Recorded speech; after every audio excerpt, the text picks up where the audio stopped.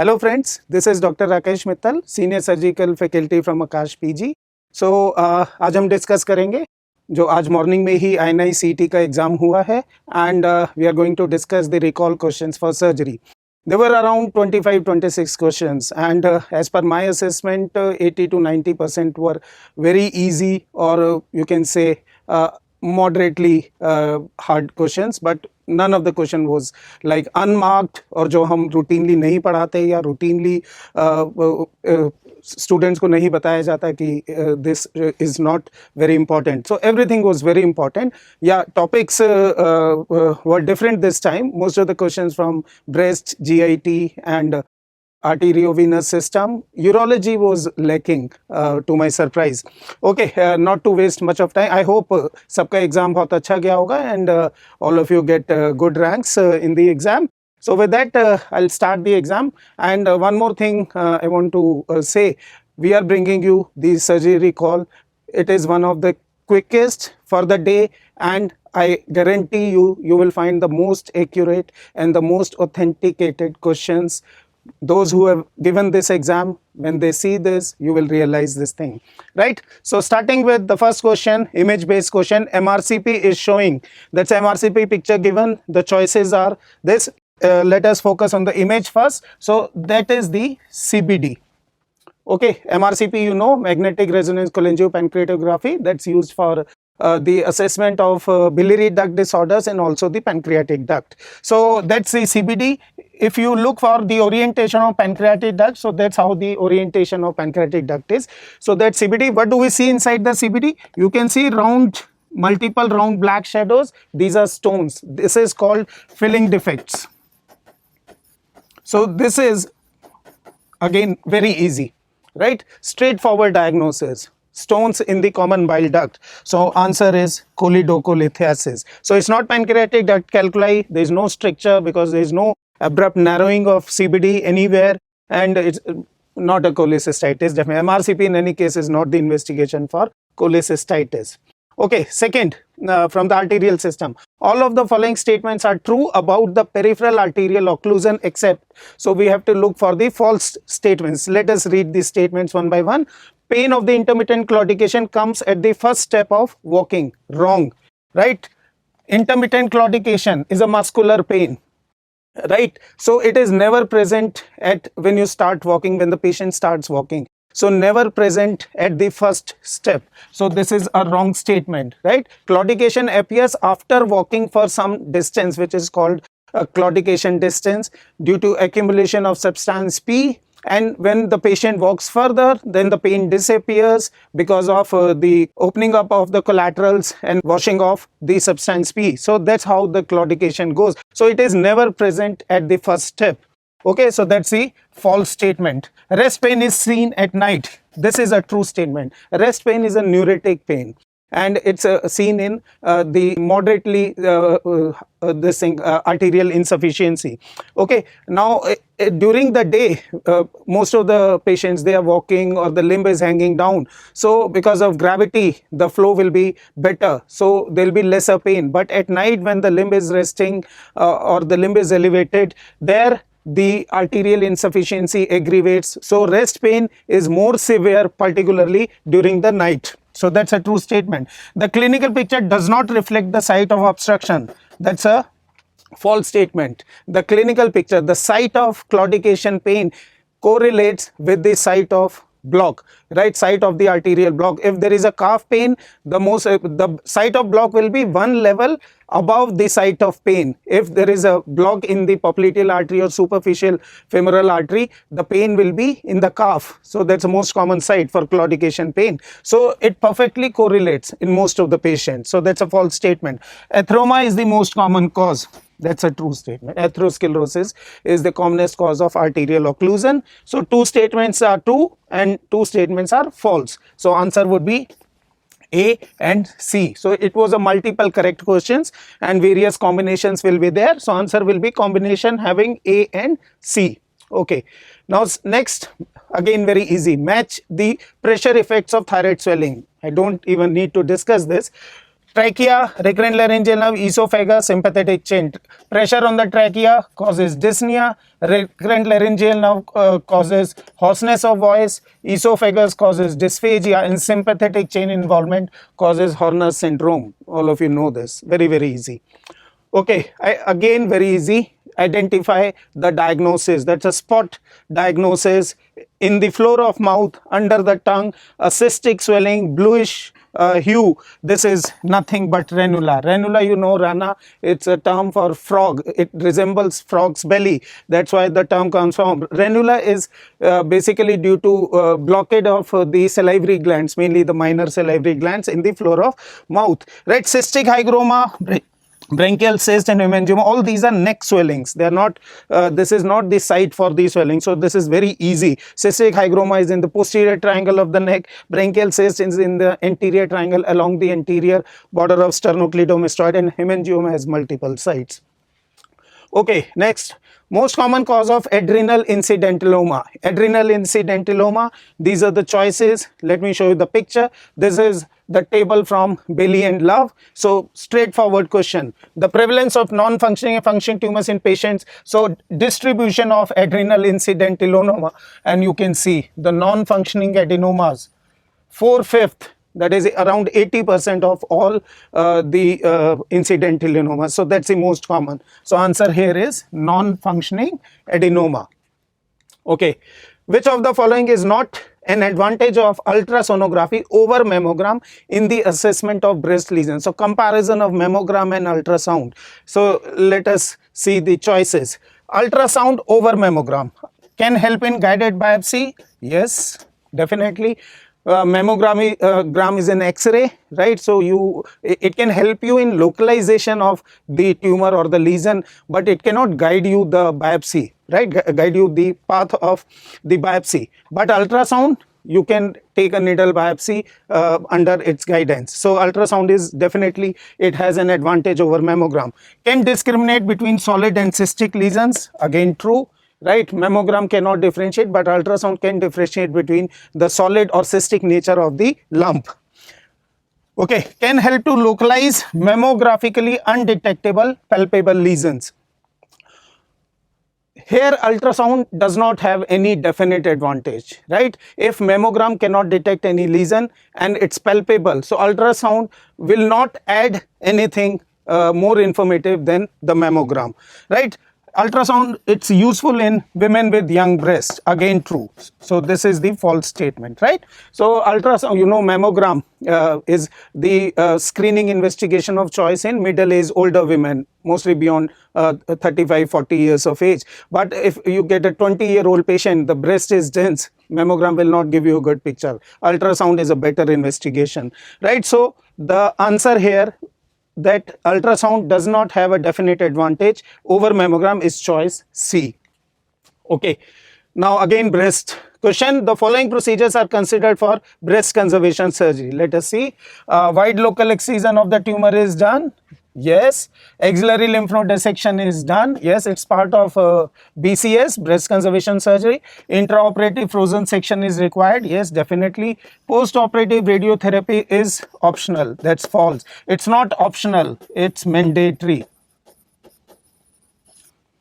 All patients of breast conservation surgery have to receive the post-operative radiotherapy. Reason is because we are preserving the breast, we are minimally excising the tumor with minimal margins. So risk of local recurrence is higher after BCS compared to mastectomy, right? So that is why after BCS radiotherapy is mandatory, it's not optional. So we have to tell which of these statements are correct. So it was a multiple correct questions, various combinations were there. So these three are correct. This is not true, right? It's mandatory, not optional.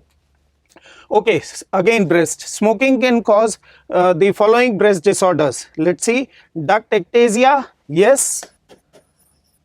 Fibroadenoma, no. Mondas disease, no. Breast cancer, yes. Breast cancer, some patients, long history of smoking, though it's a minor risk factor, but still it is a risk factor. So smoking can lead to, it's again a multiple correct questions. So combination of A and D. And this is these are the lines from the love and belly again. About duct ectasia, the pathogenesis is obscure, almost certainly not uniform, although the disease is much more common in smokers. So smoking is a risk factor in duct ectasia, which is also known as periductal mastitis, right? Okay. Another question on the breast. This was slightly difficult, right? Routine drugs like trastuzumab everyone reads about, but these are the special molecules, and they are used for different cancers in the body, and not everyone, they are very difficult to remember, right? Let me tell you, the names are not very easy to remember. So drug approved for metastatic HER2 positive, it's HER2 new positive trastuzumab refractory. So that's a clue. Trastuzumab refractory metastatic. Okay, the answer here is left hand, right? So let me show you the again pictures, the inserts from love and belly. As you can see here, the first choice is always the trastuzumab, which is known as brand name is Herceptin, which are monoclonal antibodies against the HER2 new receptors or CEP receptors. They are growth receptors. But the currently available, the newer agents, this is the answer, right? Leptinib, this is oral tyrosine kinase inhibitor, which is specifically approved for metastatic HER2 new positive cancers, as you can see in the second picture from a journal, right? So leptinib, it was approved for breast cancer patients, and approval for treatment of postmenopausal patients with hormone receptor where metastatic breast cancer overexpresses HER2 receptor. So leptinib is the correct answer. The other molecules given in the choices, vemurafenib, this is mainly used for melanoma. The everolimus is mainly used for gastric cancer. The vorinostat is mainly used for T-cell lymphoma. So they are not used for breast cancers. Okay, next, again very easy. I think over decades this is being taught to the students, right? The most easy question marked in GIT. 20-year-old male patient comes to OPD with severe vomiting for 2 days. So severe vomiting with orthostatic hypotension and metabolic changes have been asked, like we discuss in pyloric stenosis. So severe vomiting in gastric outlet obstruction, though it is not given here. Severe vomiting, what are the losses? Most important would be gastric juice, saliva, etc. So high potassium, so loss of potassium, hypokalemia, and gastric juice is rich in hydrochloric acid. So loss of acid, metabolic alkalosis, hypokalemia, and loss of chloride, hypochlorite. So these are the changes. With paradoxical aciduria, respiratory alkalosis is not a part of this picture, not a metabolic complication. Identify the positions of appendix, right? This is picture from Bailey and Love, which was given in the exam, exactly as it is, right? So various positions of appendix have been marked, and retrocecal, subcecal, paracecal, and pelvic. So we have to tell A. So as you can see, that is a dotted structure. Dotted means it is behind, it's not in front. So behind the cecum. So this is retrocecal. Then B, as you can see, this position is running along the cecum. So B is paracecal. C, going down under the cecum. So C is subcecal. And D, growing towards the medially and down towards the pelvis. That's the direction of the pelvis. So D is pelvis, right? So these are the positions. See, this is the picture from the Love and Bailey, first page of appendix chapter. Retrocecal, paracecal, subcecal, pelvic. So they have just removed the names and formatted a question out of it. Okay, 73-year-old male patient presents with painless bleeding per anus for last 20 days. Which of the following investigations will help in making? So 73-year-old male with painless rectal bleeding, most likely diagnosis will be rectal cancer or colonic cancer, colorectal cancer. So what are the multiple correct question again? Which investigations will help in making or confirming the diagnosis? Colonoscopy is the investigation of choice, you know, that confirms the diagnosis. You can take a biopsy, analyze the tumor. Contrast enhanced CT scan is definitely part of it for staging the tumor to assess the lymph nodes. Serum CA 99, it's a tumor marker for biliary cancers, not for colonic cancer, colorectal cancers, pancreatic cancer, also the bile duct cancer. So it's not used for colonic cancer. Serum CEA, it's used, it's a prognostic marker, mainly used for follow, but can also be used for confirmation of or the diagnosis of colorectal cancer, right? So the correct answer is colonoscopy, CT scan and CEA. Again, very easy. Which of the following is not a perineal procedure for treatment of rectal prolapse? Right? So, rectal prolapse, we divide the procedures in the perineal and the abdominal. So, both sides we can approach it, right? The Delorme's procedure, Thier's procedure, Altemuir's, these three are perineal. Ripstein is the abdominal procedure. Ripstein is basically mesh rectopexy, where we approach either laparoscopically or open surgery. We open the abdomen, enter the abdomen, mobilize the rectum, we fix the rectum, put a mesh around it anteriorly or posteriorly. Accordingly, we have anterior rectopexy or posterior rectopexy, right? Other is Wells procedure. Both are the rectopexy procedures. These are abdominal procedures. So that's the answer here. Okay, 25-year-old patient who is keeping unwell, presents with fever and weight loss. He had blood stain motion. So that's the important clue. 6 weeks ago, on and off. On examination, right upper abdomen tenderness hai, and there is hepatomegaly. So liver, tender liver with fever, with blood stain motions, diagnosis comes to your mind. And on the top of that, examiner has given you ultrasound findings also. Hypoechoic cavity in the right lobe of liver with ill-defined mark. Straightforward diagnosis. Amoebic liver abscess, right? The biggest clue is blood stain motions. Dysentery is a part of amoebiasis, right? Okay, what is the anatomic variation of gallbladder in the ultrasound? The most common congenital anomaly of the gallbladder. You must know it. Again, a marked question. Phrygian cap, right? Phrygian cap. So that's the answer. Even if you look at this, so that's a gallbladder. The fundus is bent over. It looks like a bent cap. I'll show you the picture. So that's a picture where it has been like this. So that's a gallbladder, like a cap. So this is Phrygian cap. Basically, this Phrygian cap was used, it's a ancient Romans, right? So it's an old terminology. Okay, so that's the most common congenital anomaly. Floating gallbladder, not very common. Mercedes-Benz sign, gas forming infections, where there is gas inside the stone and you will see the stone as triradiate fissure, looks like gallbladder polyp. You have comet tail appearance, comet sign on ultrasound, right? So this is typical Phrygian cap. Again, very easy. So images were like spot diagnosis. You don't even need to read the question. Allen's test. Palpating radial artery and ulnar artery. So checking the patency of both radial and ulnar artery. Allen's test. So name the test to be elicited before creating an AV fistula in the forearm. For dialysis, you know AV fistula is created surgically in the forearm. So we have to check the circulation of distal limb before creating that. That's mandatory part. So Allen's test, that's the answer. Allen's test, it's used to check for the patency of radial and ulnar artery, and second, the integration of palmar arches. So two things it checks for: the integrity of palmar arches and the patency of radial and ulnar artery. Nicoletoni's test, it's a clinical test used for the diagnosis of arteriovenous fistula, where you compress the artery proximal to the fistula and swelling reduces and the other symptoms reduce or disappear.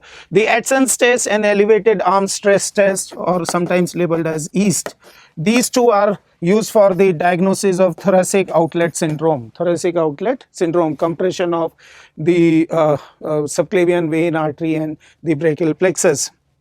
Okay, so when they come out of the thoracic outlet. So Allen's test is the picture for. Okay, now the patient presents with dull aching pain, both the legs, on prolonged standing with dilated tortuous veins. So diagnosis is already there. Which of the following tests will help in clinical diagnosis of incompetency of sample? So we have to look for the tests for junctional incompetence, saphenofemoral junctional incompetence. This is again very easy, taught to everyone, right? So let us see. So multiple correct again. So Brody's Trendelenburg test, yes, this is used for junctional incompetence. So this is useful for saphenofemoral junctional incompetence. Figgins test is not for junction, this is for perforators. Figgins test for the perforator incompetency, not for junction. Modified Perthes is for DVT, not for junctional incompetence, deep vein thrombosis. Morris's, also known as cuff impulse test. Cuff impulse test. This is also used for junctional incompetence. So answer here will be combination of A and D. Figgins is not for junctional incompetence and Perthes is for DVT. Which of the following statements is true about thymoma? Again, very easy. The choices are very easy. Right? So we have to look for true statement. So most commonly seen in posterior mediastinum. False. You know, not posterior. Thymoma is most commonly seen in anterior mediastinum. Usually symptomatic, not necessary. Presents with dyspnea, dysphagia, and SVC syndrome. False.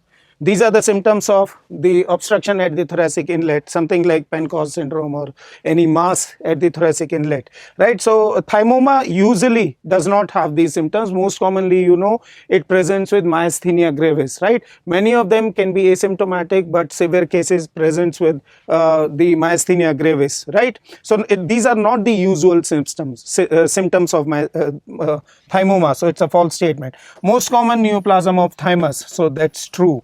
Chest X-ray is the investigation of choice. False. Chest X-ray is useful in making workup of the patients of thymoma. It is the initial investigation that can help, but it is not the definitive investigation. CT scan has a better sensitivity. Plus, when we do thymectomy and the histological analysis of thymus gland, that is the best confirmation of the diagnosis. So, chest X-ray is definitely not the investigation of choice. So, the correct answer here is thymoma is the most common tumor of thymus. Okay.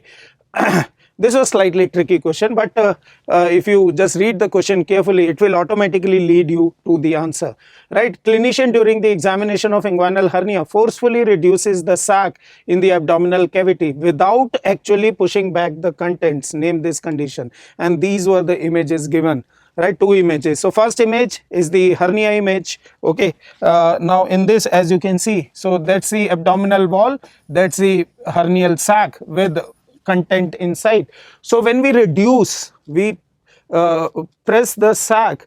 Now when we are examining the patient of hernia, we make sure that contents go back, right, instead of the sac with the content. First the contents should go back and then the peritoneum should go. So separately, not together, right? If you look at the second picture, what the examiner has done in this question, right? Examiner has done, this is the wall. Now the sac has gone inside, but the contents are still inside the sac.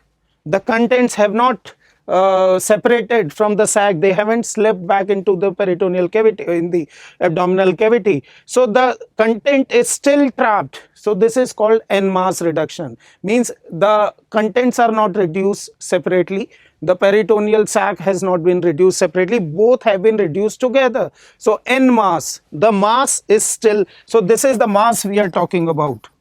So the mass remains the same, but the location has changed. Earlier, before examination, it was outside the abdominal wall. Now it is inside, but the contents have not freed from the sac. So this is called en masse reduction. So that's a clinical condition. And other terminologies are very commonly taught. Incarceration is a kind of obstruction, not complete obstruction, where the stools are stuck, a trapped bowel in the hernial sac, the stools are stuck inside the bowel. Sliding hernia, where the wall of the hernial sac is found by the content itself. It's not peritoneum all around. And medal hernia, when there are two loops of intestine stuck in the sac, making an M, right? So that's a medal hernia. So this is clearly a case of en masse reduction.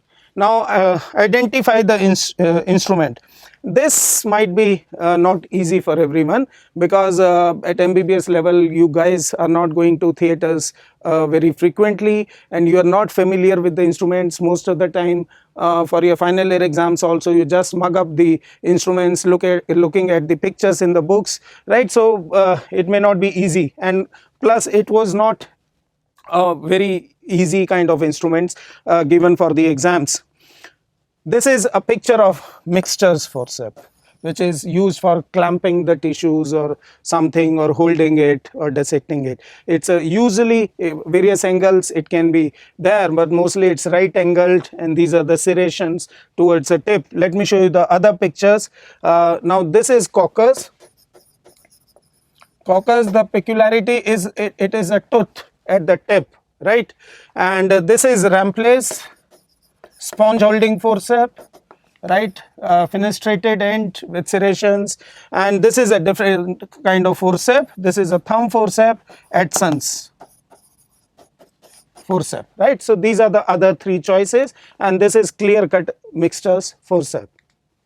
Okay, a 38-year-old multigravida with 36 weeks pregnancy with placenta accreta underwent emergency cesarean hysterectomy. There was massive blood loss. The massive blood transfusion protocol was followed. And which of the following is, just see the last line, rest all is a story, right? Which is not a complication of massive blood transfusion. You know it again, very, very commonly asked, marked question, right? So hypokalemia. In massive blood transfusion, we see hyperkalemia because of leakage of potassium from red blood cells. Hypocalcemia, yes, because of citrate in the preservation medium that chelates the calcium and magnesium. So both hypocalcemia, hypomagnesemia can be seen, and hypothermia is obviously a common complication. So it's not hypokalemia but hyperkalemia, which is seen in massive blood transfusion.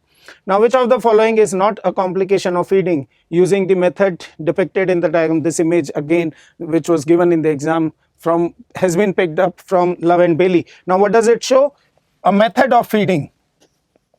And what method of feeding you can see here? You can see a catheter. Just trace the catheter going into neck. What is it? Central venous catheter or central line. And what kind of feeding we give through central line? Parenteral nutrition, total parenteral nutrition. So indirectly, the examiner has asked the complications of total parenteral nutrition. Which of the following is not? Okay, pneumothorax, yes, pneumothorax, because apical pleura comes on the way. So when you are inserting the catheter, you can puncture accidentally the pleura, apical pleura, and can lead to pneumothorax. So that's a procedural complication, not directly related to feeding part, but related to the insertion technique. Aspiration, okay, can it happen? Is it possible? Because the feed is going directly into the blood, not in the GI tract, not into the mouth. Okay, so no way aspiration can happen. Aspiration is a complication of oral feeding in unconscious patient, semi-conscious patient. If you push oral feeding, patient can aspirate. So this is definitely not a complication of parenteral nutrition. Refeeding syndrome, yes, very common, very popular complication. You know it. Starving patient is in a state of catabolism. Proteins and fats are being burned up for the requirement of energy, and when you refeed through the parenteral nutrition, usually happens around 4th day, 5th day, when glucose is provided as a fuel. So fats and proteins are spared, and rather a quick speedy process of synthesis of proteins and fats occur that consumes all the phosphates, calcium, magnesium and potassium. So patient develops hypophosphatemia, which is hallmark of refeeding syndrome, along with hypocalcemia, hypomagnesemia, hypokalemia, everything. And hypophosphatemia can lead to cardiac arrhythmias and death of the patient. So that's a serious complication. And osteomalacia because of depletion of various nutrients due to parenteral nutrition. So loss of low calcium can lead to osteomalacia. So aspiration is the correct answer. Identify the fractured ribs in the chest X-ray, 4th, 5th, 5th, 6th, 7th, 7th, 8th, 6th, 7th. So just count the ribs. So very easy, right? Again, so you can see the fractures 1, 2. So this is okay, this is okay. So there are two ribs which are fractured. So usually it's a 1, 2, 3, 4, 5, 6 and 7. So 6th and 7th ribs. Okay. So that depends on what image was given in the exam. So whatever image was given, it could be 7th, 8th, 5, 6, 7 also, anything could. Just go for the number. So just do the correct numbering starting from the first rib, second rib. Correct numbering of the ribs is very important. You must know it, right? And you will reach the correct diagnosis. Okay, this is not directly related to surgery. It's a part of journal. You can say a patient post laparoscopic cholecystectomy with normal renal functions. What should be the optimal urine output? Optimal urine output for a normal patient post surgery with renal function, normal renal functions. So the answer here is, that's the best choice. 0.5 ml per minute. The weight has not been included in this. This is again a random figure. In fact, it is below even the minimum requirement. 0.5 ml per kg per hour is a minimum target even for resuscitation in hypovolemic patients or shock patients. 1 cc per kg again does not carry any meaning. So the choices are very random. That's the best choice, 0.5 to 1.5 ml per kg per hour. Now, next two questions are again not directly surgery related. They are basically trauma questions with bony fractures. So, but we do discuss these things also in surgery at some points. A young patient comes to emergency after high velocity road traffic accident with hypovolemic shock. Which of the following is the best early method to control hemorrhage? There is one line missing, with suspected pelvic injury. So please add to the question. A patient of RTA with hypovolemic shock with suspected pelvic injury. Pelvis, it's a huge pool of blood, right? So any pelvic trauma can lead to loss of huge amount of blood and patient goes into shock quickly, right? So pelvic trauma is very, very important. So what is the best early method to control hemorrhage? Multiple blood transfusion? No. We are not controlling, we are replacing blood. We are not controlling the bleed by this. Immediate external fixation, yes, can be done, advisable also, but that will take some time because you have to arrange for the fixator, and it's a orthopedic procedure. You need to call the orthopedician and need to arrange the stuff, everything, help. And so this is a time consuming procedure. So may not be required immediately as an early step. Specifically, examiner has asked best early. So best early. So may not be required in all the patients. Application of bed sheet around the pelvis and greater trochanter, yes. Proceed for definite fixation immediately? Definitely no. Definite fixation is a definite means internal fixation. Operative procedure not advisable. Very rarely it may be required. 80 to 90% patients they resolve with time with conservative means non-operative means. So the best answer, just simply wrap the bed sheet or any sheet around the pelvis and the greater trochanters to compress the pelvis. So basically we have to compress the pelvis and reduce the volume. So because of compression, because of tamponade, the bleeding stops in majority of the patient. Again, inserts from Bailey and Love, right? So this is about pelvic fracture. Initial management requires the use of compression binder or a sheet. See, applied around the true pelvis at the level of greater trochanter. So specified clearly, 85% of the bleeding from the pelvis can be controlled by non-operative means, right? 28-year-old patient comes after severe road traffic accident. Doctor found right femur fracture on examination. So it's a femur fracture, long bone fracture. Initially patient was alert, conscious, oriented and vital parameters were normal. After 12 hours he became confused. So patient when lands up at the time of trauma, he was normal. After half a day patient starts getting confused, developed. This is the most important clue that tells you everything. Long bone fracture, after some time developing respiratory distress and skin rashes. Straightforward, again spot diagnosis, no need to explain. It is definitely not head injury. Head injury does not have anything to do with breathing difficulty or skin rashes. Hemorrhagic shock, breathing difficulty, not directly related.